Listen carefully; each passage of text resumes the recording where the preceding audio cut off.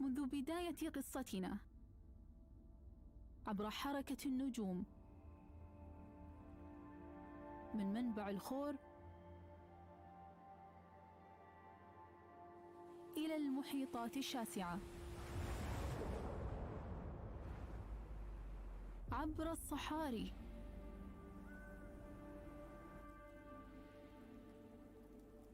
عبر الطرقات السريعة والبحار الهائجة. يمكنك الشعور بالقوة التي تحرك العالم. بالنسبة لنا فهي الطاقة التي تحرك الجبال، الطاقة التي تبني مدنا جديدة وتنشئ عوالم جديدة وتحدث التغيير وتسبب تحولات في الاقتصاد وتساعدنا على النمو لتنشئ أجيالا جديدة. إنها قوة التدفق.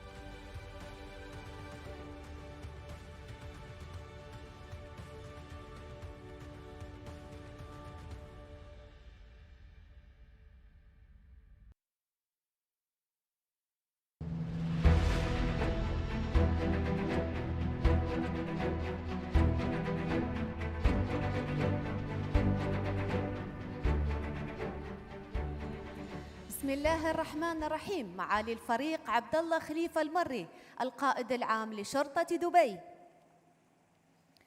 سعادة مساعدي القائد العام الموقرين، سعادة مدراء الإدارات العامة ومراكز الشرطة الموقرين، أصحاب السعادة، ضيوفنا الكرام، أسعد الله مساءكم بكل خير.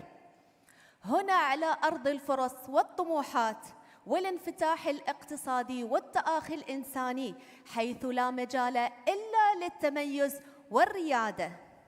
في هذا المساء الجميل نلتقيكم مجدداً خلال الجلسة الثانية لمبادرة ليتس التي تنظمها القيادة العامة لشرطة دبي تزامناً مع الحدث العالمي الأبرز إكسبو 2020 دبي.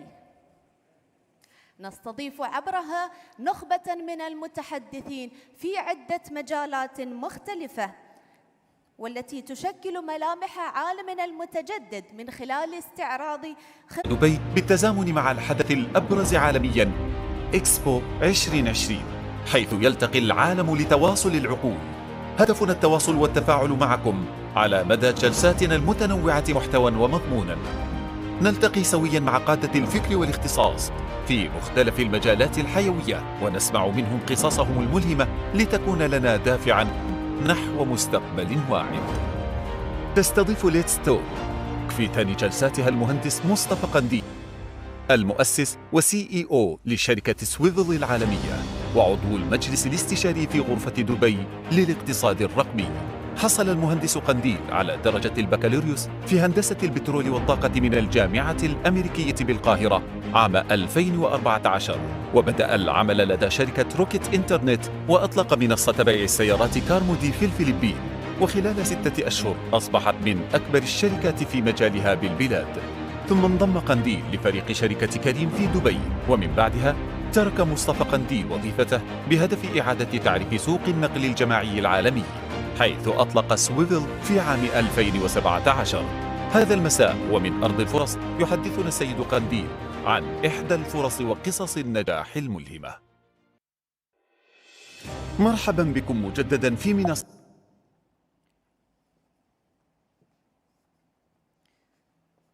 حضورنا الكريم، ضيف جلستنا هذا المساء هو أحد أبرز رواد الأعمال من الوجوه الشابة في العالم العربي، والذي تمكن في وقت قياسي من بناء وتأسيس شركة عالمية تزاحم كبار الشركات على المستوى العالمي، انطلاقا من دبي أرض الفرص حيث لا مستحيل. رحبوا معي بالمهندس مصطفى قنديل، المؤسس والشريك التنفيذي لشركة SWVL العالمية.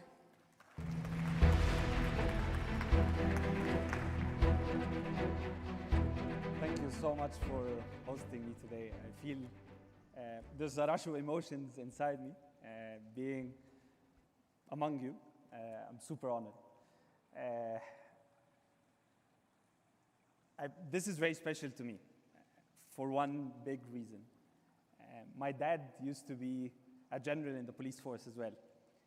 And he was someone that, he was everything in my life. I was born and raised in Cairo, Egypt, and grew up in an amazing family where I was a very spoiled little kid. Grew up and everything was very easy, very smooth, my dad made life amazing. And then when I was 12, my dad passed away, very unexpectedly. He had cancer. We didn't know. He didn't know. Nobody knew. And all of a sudden, he passed away.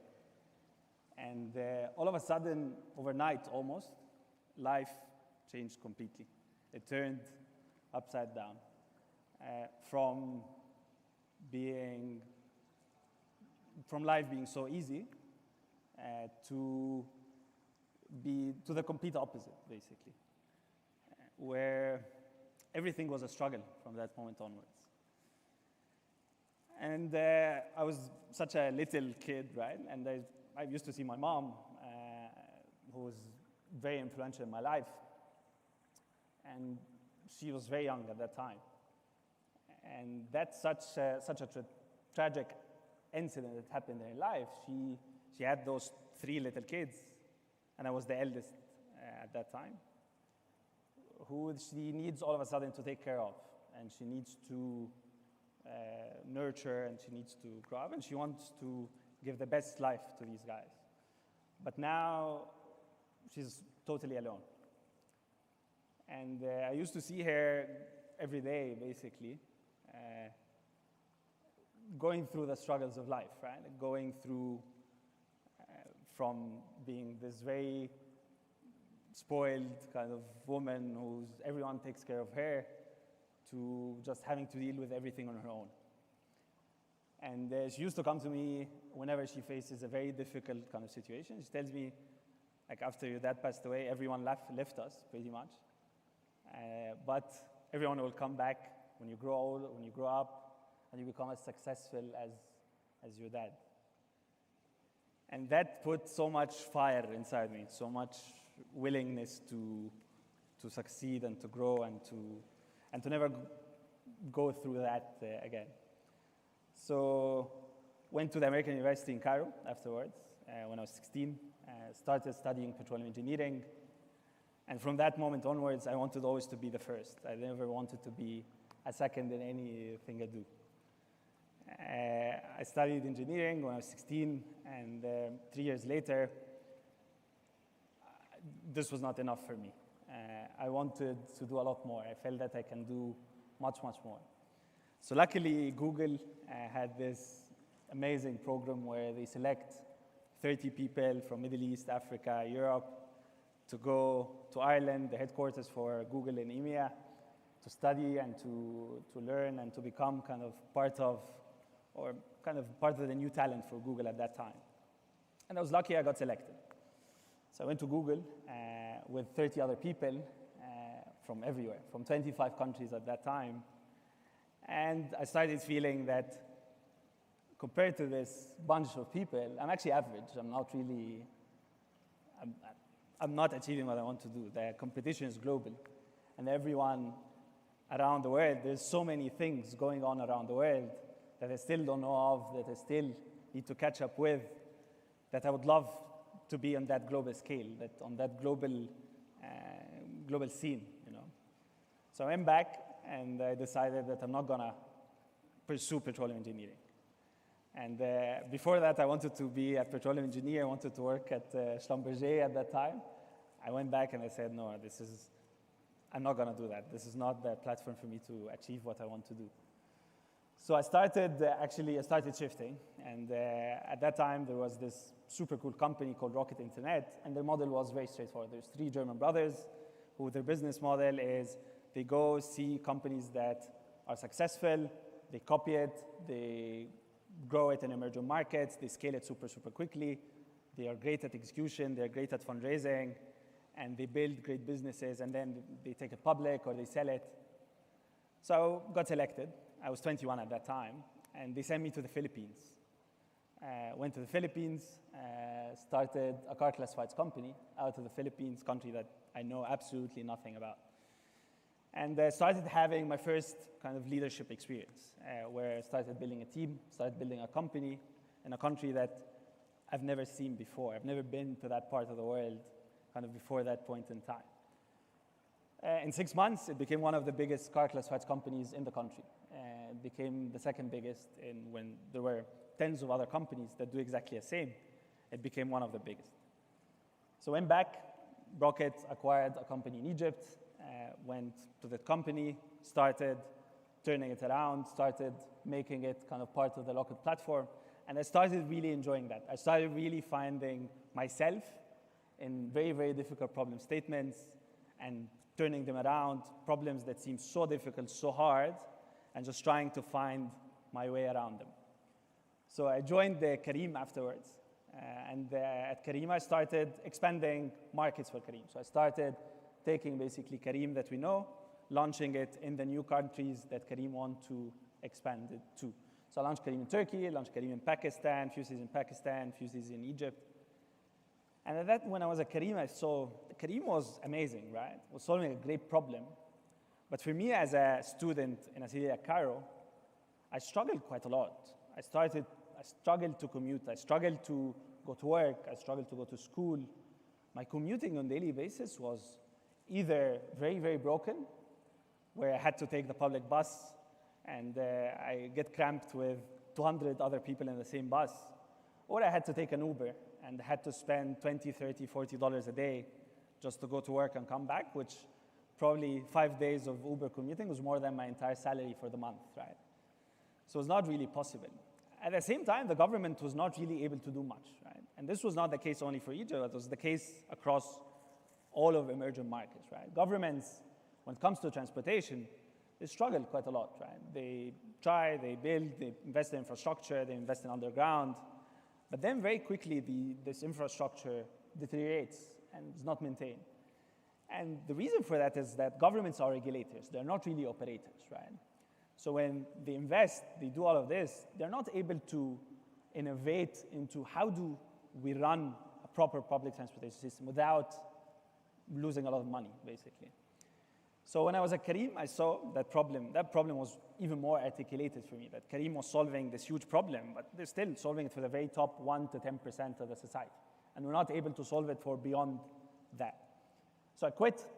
I was 24 at that time, went back to Egypt, went back to Cairo. I was in Dubai, so I went back to Cairo. And got 2 friends of mine whom I knew from school. And we said we're gonna build our own mass transit system, right? Extremely difficult problem to solve. And I remember at that time, everyone really we used to go to, used to see like 3 little kids saying that we're gonna compete with Uber, we're gonna compete with Careem. And nobody was taking us seriously at all. So started Swivel, got the first 3 buses, rented 3 buses, and started putting them on the road. Second day, the buses didn't show up. We needed to actually go drive ourselves to transport the people that started booking in Swivel. And for us, this grew into even much, much bigger story, right? Where what we've seen is that this problem was not a Cairo problem, right? It was a global problem statement across all emerging markets, across all countries, whom people and countries and governments put billions and billions of dollars in that infrastructure, billions that could be better spent in education and healthcare, on things that are much more vital for the economy, right, and for the people. So we started growing Swivel, we started expanding it. We went from Cairo to Alexandria, but this was not really enough. We started going to Africa. We started in Nairobi, we went to Pakistan, we went to Jordan, we went to Saudi.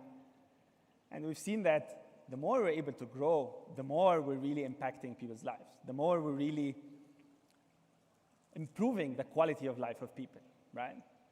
And we used to see even women, right, who were not able to commute. We all take commuting as something that's for granted, right? But actually, the commute is a main decision of why women go to school, or if they don't go to school, or why women don't go to work. If I'm a woman and I need to commute and I don't know whether I'm going to commute safely or no, it really impacts my decision to go to work, right, to contribute to the economy.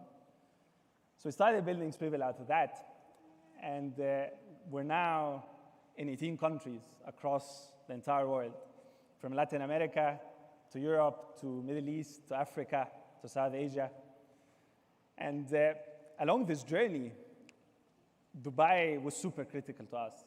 We started out of Cairo, we went back to Cairo, we started solving the problem in Cairo. But then we've seen that there was a ceiling that we quickly hit in terms of being able to capture the opportunity and being able to build for the world. And started seeing what can we do. And for us, Dubai was the golden answer to that question.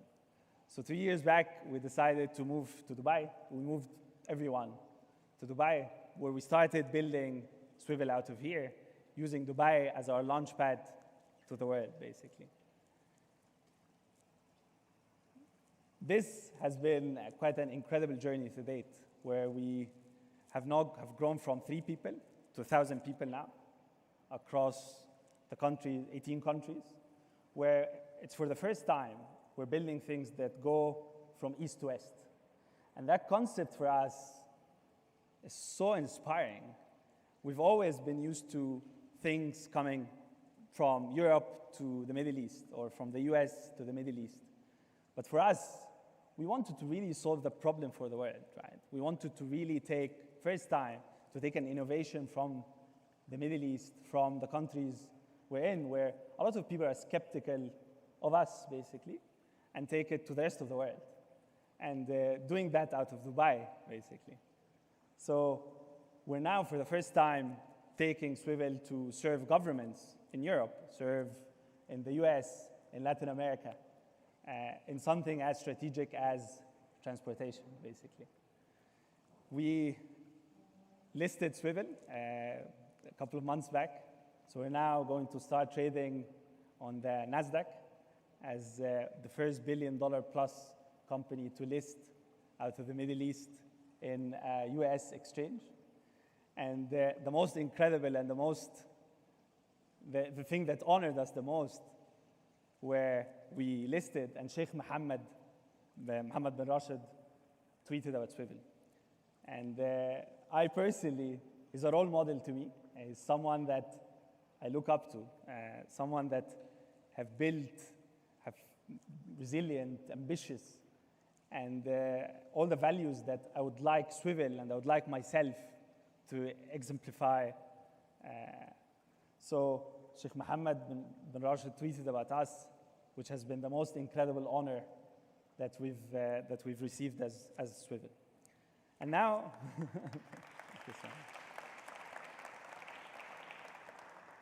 and now the challenge is a lot bigger, where we have to pave the way for tens of other companies. We are now going through this journey for the first time, where there's a lot of discovery, a lot of errors that we're making, a lot of things that we have to find out along the way. But we're hoping that this journey becomes an inspiring journey for youth, for people, for young people, right? We are a bunch of 20-plus-year-olds from Middle East, right? And we're solving such a huge problem on a global scale, right? We're hoping that we can pave the way for others to come and do exactly the same from Dubai, from Egypt, from Saudi, and to go and build on a global scale and to go first time from east to west. So such an incredible honor to be among you. I'm super, super honored. And can't thank you so much. Can't thank you enough for the invitation. Thank you.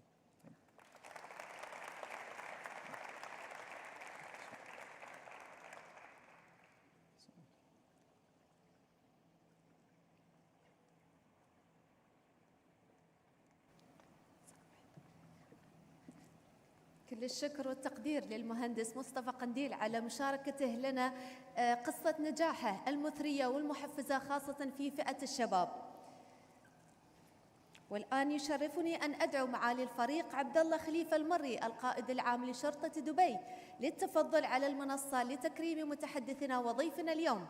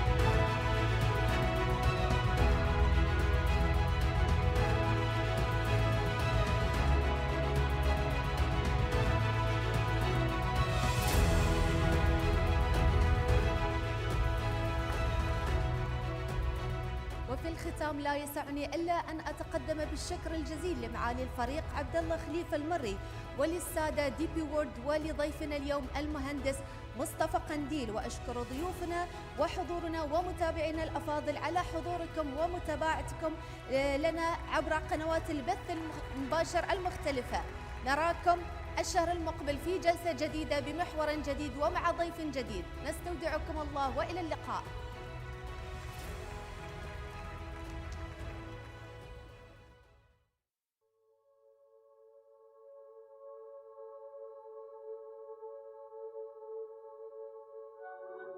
thank you